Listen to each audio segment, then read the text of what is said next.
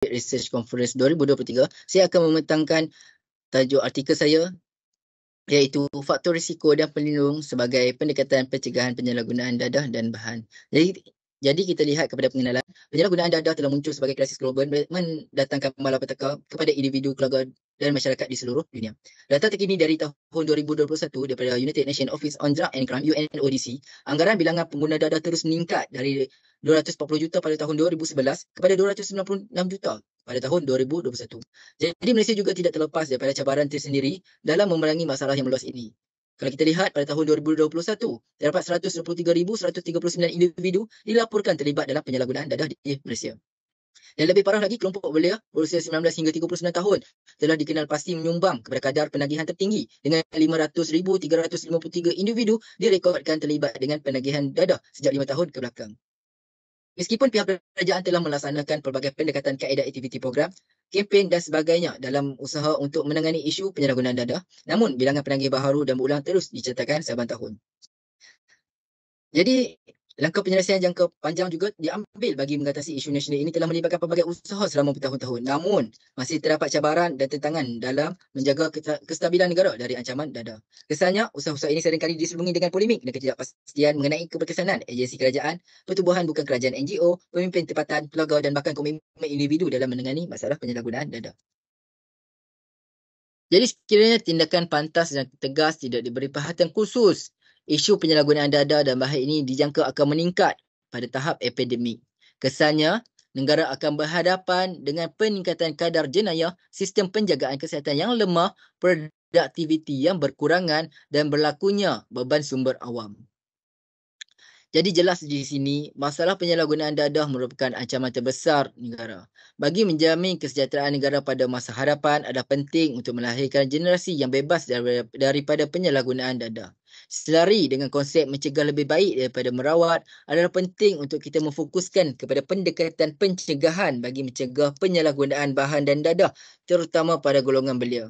Oleh itu, dalam konteks artikel ini, saya memfokuskan kepada konsep pendekatan pencegahan dadah dengan memfokuskan kepada faktor risiko dan faktor pelindung bagi mewujudkan pemahaman yang lebih baik terhadap usaha memerangi penyalahgunaan dadah, terutama dalam kalangan anak muda. Jadi kita lihat pendekatan pencegahan. Dalam usaha mewujudkan masyarakat bebas daripada ancaman dan bahaya penyalahgunaan dadah dan bahan, penting bagi kita untuk memahami betapa pentingnya pendekatan pencegahan dan kesedaran mengenai kesan negatif akibat daripada penyalahgunaan dadah dan bahan. Dalam perspektif Islam juga, pencegahan penyalahgunaan dadah adalah suatu kewajiban bagi umat Islam. Islam sebagai agama yang menyeluruh memberikan petunjuk dan hukum-hukum yang jelas berkaitan dengan melindungi jasad, menjaga kesihatan dan menjauhi segala yang dapat merosakkan akal dan jiwa. Allah Subhanahu Wa Taala menegaskan di dalam Al-Quran tentang pentingnya menjaga diri sebagai amanah daripada Allah Subhanahu Wa Taala. Surah Al-Baqarah ayat 195 menyatakan, dan janganlah kamu menjatuhkan dirimu ke dalam kebinasaan dan berbuat baiklah, sesungguhnya Allah menyukai orang-orang yang berbuat baik. Jadi kita lihat konsep pencegahan ini adalah usaha-usaha yang bertujuan untuk menghalang dan melambatkan risiko dalam masyarakat atau individu sebelum ia menjadi lebih serius. Oleh itu, strategi pencegahan dan intervensi awal bertujuan untuk mengurangkan faktor risiko dan meningkatkan faktor pelindung adalah penting untuk tujuan pencegahan penyalahgunaan dadah. Teori faktor risiko dan pelindung yang dibangunkan oleh J. David Hawkins dan Richard F. Catalano adalah model yang diiktiraf secara meluas yang digunakan untuk memahami dan mencegah penyalahgunaan dadah dalam kalangan remaja dan belia. Rangka kerja ini berdasarkan konsep bahawa faktor-faktor tertentu boleh meningkatkan kemungkinan penyalahgunaan dadah. Faktor risiko manakala faktor-faktor lain boleh mengurangkan kemungkinan dan bertindak sebagai pemampan terhadap penyalahgunaan dadah. Jadi model ini memberi tumpuan kepada mengenal pasti dan menangani faktor-faktor risiko. Jadi menurut Hawkins dan rakan-rakan juga, pendekatan pencegahan yang berkesan memerlukan pengenalpastian faktor risiko yang merangkumi faktor individu, rakan sebaya, sekolah, keluarga dan komuniti. Jadi ringkasnya, Pendekatan faktor risiko dan pelindung adalah rangka kerja yang berharga untuk memahami dan mencegah penyalahgunaan dadah dalam masyarakat, terutama bagi golongan muda. Jadi untuk kita mengenal pasti faktor risiko dan faktor pelindung, saya bawakan beberapa, iaitu yang pertama adalah faktor risiko individu. Kita lihat yang pertama adalah pemberontakan, merupakan salah satu faktor risiko yang boleh menyumbang kepada penyalahgunaan dadah di kalangan belia. Seterusnya adalah keterlibatan awal dalam tingkah laku masalah sosial pada usia muda juga menyumbang kepada faktor risiko yang boleh meningkatkan kemungkinan penggunaan dan penyalahgunaan bahan dalam kalangan remaja dan belia. Seterusnya, pelibatan penyalahgunaan dadah dan bahan pada usia yang muda adalah faktor yang signifikan untuk perkembangan penyalahgunaan dadah. Seterusnya, gejala kesihatan mental sangat berkait rapat dengan peningkatan risiko penyalahgunaan dadah dalam kalangan anak muda. Seseorang yang mengalami masalah kesihatan mental seperti kemurungan atau kebimbangan cenderung terlibat dalam penyalahgunaan dadah sebagai solusi untuk meredakan kesakitan emosi dan mental yang mereka alami akibat kemurungan. Jadi kita lihat, kita telah kenal pasti faktor risiko, seterusnya kita tengok kepada faktor pelindung untuk individu. Individu dengan penerapan nilai kerohanian dalam diri dapat menjadi faktor pelindung terhadap tingkah laku sosial seperti penyalahgunaan dadah. Seterusnya, kawalan kendiri atau keupayaan untuk mengawal pemikiran, emosi dan tingkah laku seseorang dari godaan dan ajakan negatif orang sekeliling memainkan peranan penting dalam mencegah penyalahgunaan dadah. Seterusnya, individu yang mempunyai kemahiran sosial yang mantap dan hubungan interpersonal yang positif dengan rakan sebaya dapat mengurangkan risiko daripada terlibat dalam tingkah laku yang bermasalah, termasuk terlibat dengan aktiviti penyalahgunaan dadah dan bahan. Seterusnya, menurut Hawkins dan rakan-rakan,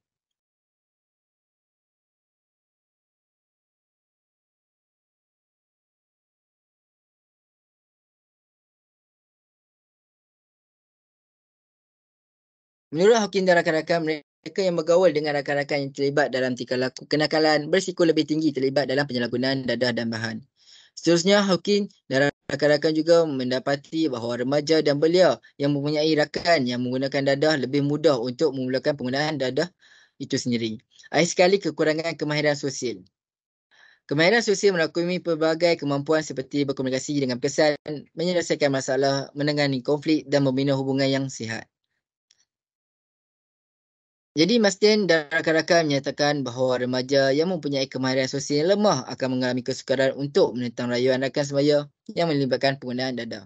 Ini adalah faktor risiko rakan sebaya.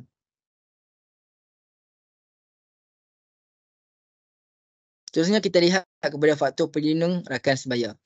Salah satu faktor pelindung adalah membina kelompok rakan sebaya yang positif. Satu kajian oleh Kim mendapati bahawa remaja yang mempunyai kelompok rakan yang paling menyokong dan positif terhadap rakan sebaya akan lebih cenderung terlibat dalam tingkah laku yang sihat dan mampu menentang pengaruh negatif rakan sebaya. Seterusnya, memperkukuh kemahiran sosial. Individu yang mempunyai kemahiran sosial yang berkesan seperti mempunyai tahap kesedaran, lokus kawalan yang teguh dan mempunyai ketegasan kendiri lebih bersedia untuk berhadapan situasi sosial dan membuat pilihan yang lebih sihat. Dan akhir sekali adalah kemahiran menyelesaikan masalah yang baik juga telah dikenal pasti sebagai faktor pelindung. Seterusnya, kita dapat mengenal pasti faktor risiko di sekolah. Salah satu faktor risiko yang signifikan untuk penyalahgunaan dadah di sekolah adalah tahap komitmen yang rendah terhadap pendidikan. Kajian oleh Chow Kai dan rakan-rakan mendapati bahawa tahap komitmen yang rendah terhadap pendidikan dengan kadar ponten sekolah yang tinggi menyumbang kepada faktor risiko penggunaan dadah dan bahan terlarang di kalangan anak muda. Seterusnya, kegagalan akademik sangat berkait rapat dengan peningkatan risiko penyalahgunaan dadah dalam kalangan anak muda. Jadi kita lihat kepada faktor pelindung di sekolah. Faktor pelindung di peringkat sekolah adalah penting dalam usaha mencegah penyalahgunaan dadah dan bahan terhadap pelajar. Salah satu usaha yang perlu diberi perhatian adalah penlibatan pelajar dalam aktiviti kurikulum atau kemasyarakatan di sekolah. Dengan penlibatan dalam aktiviti seperti sukan, sukarelawan, mengambil bahagian dalam perkhidmatan masyarakat atau menyertai kelab dapat memupuk semangat kekitaan dalam hubungan bermasyarakat. Pihak sekolah juga perlu mempergiat program-program kesedaran seperti program pencegahan dadah yang berkesan dalam usaha meningkatkan faktor perlindungan di sekolah. Jadi kita lihat kepada faktor risiko dalam keluarga. Kelemahan sistem keluarga dapat menjadi faktor risiko terhadap penyalahgunaan dadah di kalangan anak-anak. Kelemahan pengurusan keibuapaan dalam mecorak peribadi anak-anak antara penyumbang kepada faktor risiko penyalahgunaan dadah di kalangan kanak-kanak dan remaja. Sementara itu, gaya keibubapaan bersifat authoritarian, disiplin yang terlalu ketat, serta ibu bapa yang sering memberi hukuman yang keras untuk kesalahan kecil juga dapat meningkatkan risiko anak-anak terlibat dalam tingkah laku negatif. Selain itu, hukuman yang keras oleh ibu bapa ini akan memberi kesan traumatik kepada anak-anak. Sejarah penganiayaan kanak-kanak termasuk penderaan fizikal, emosi atau seksual cenderung untuk menunjukkan masalah tingkah laku dan emosi, termasuk pencerobohan impulsif dan harga diri yang rendah. Dan akhir sekali adalah tahap konflik yang tinggi dalam sistem kekeluargaan meningkatkan kemungkinan penyalahgunaan dadah dalam kalangan anak-anak. Jadi seterusnya kita lihat kepada faktor yang boleh faktor pelindung di dalam sistem keluarga. Melalui hubungan yang kuat dan positif antara ahli keluarga dapat menjadi faktor pelindung terhadap penyalahgunaan dadah di kalangan remaja. Apabila ahli keluarga mempunyai hubungan yang rapat dan penuh kasih sayang, ia mewujudkan keintiman dan sokongan yang bertindak sebagai pemampan terhadap terlibat dalam tingkah laku berisiko seperti penyalahgunaan dadah. Seterusnya, komunikasi yang berkesan dan terbuka antara ibu bapa dan anak-anak sangat penting dalam usaha mencegah penyalahgunaan dadah dalam keluarga. Seterusnya, ibu bapa juga perlu menerapkan pengawasan dan kawalan yang betul dalam sistem keluarga. Dan akhir sekali, mewujudkan sokongan sosial dalam persekitaran keluarga telah dikaitkan dengan kemungkinan penyalahgunaan dadah remaja yang lebih rendah. Jadi bila mendapati bahawa remaja yang mendapat sokongan daripada keluarga, mereka telah mengurangkan kadar penggunaan dadah yang lebih baik. Jadi kita lihat juga kepada faktor risiko dalam komuniti. Komuniti dengan ketersediaan dadah yang tinggi meningkatkan kemungkinan remaja terdedah dan bereksperimen dengan bahan terlarang tersebut.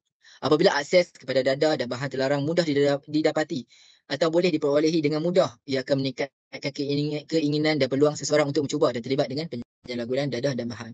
Seterusnya adalah kadar jenayah dan keganasan yang tinggi dalam komuniti boleh meningkatkan risiko penyalahgunaan dadah dalam kalangan individu.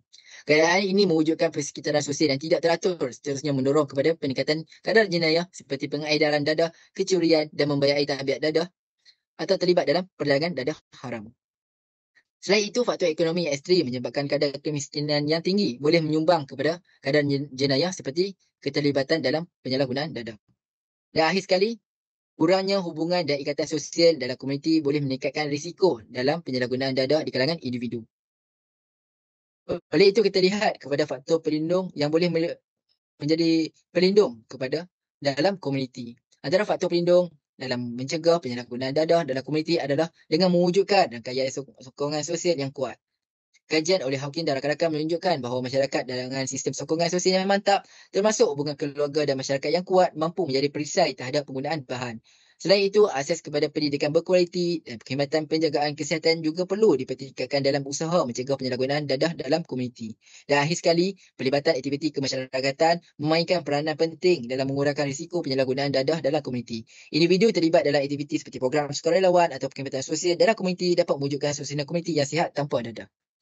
Kesimpulannya, kita sedari isu penyalahgunaan dadah adalah sebuah krisis global yang terus berkembang, memberi kesan buruk kepada individu, keluarga dan masyarakat di seluruh dunia. Oleh itu, pendekatan pencegahan adalah kunci yang terbaik dalam memerangi masalah penyalahgunaan bahan dan dadah sebelum ia berkembang dengan lebih meluas dan sukar untuk dikawal.